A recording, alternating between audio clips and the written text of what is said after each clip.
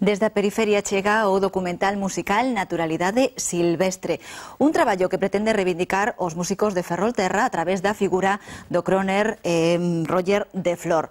Vai haber presentacións por todas partes, con concerto incluído, e a próxima será o día 9 no Teatro Principal en Santiago.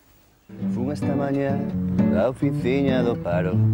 Despois de 3 horas pude sair. Lembrei que o carro estaba mal. Roger de Flor me parece un rarabio, realmente. É un persoaxe de outra época, un autor valente, arriscado e honesto. Tomando o personaxe, a figura de Roger de Flor, o cantautor Roger de Flor, como excusa, intentamos falar ao mesmo tempo de varias cousas. Por unha banda, do ambiente musical da comarca de Ferrolterra, falar dese tipo de artistas, dos que eu chamo de músicos de locais de pequeno aforo, músicos vocacionais, dos seus problemas.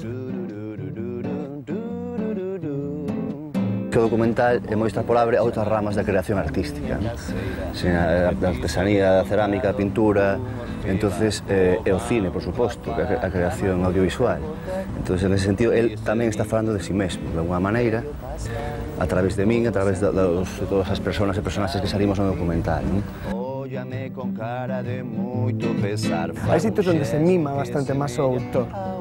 E autor, incluso que traballa na súa propia lingua, se dá un trato excepcional, non? Canto hai que aturar,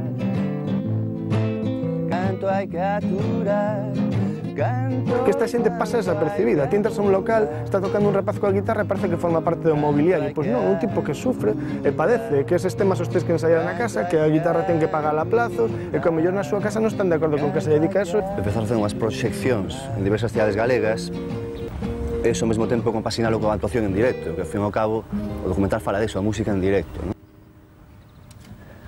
Canto hai que aturar.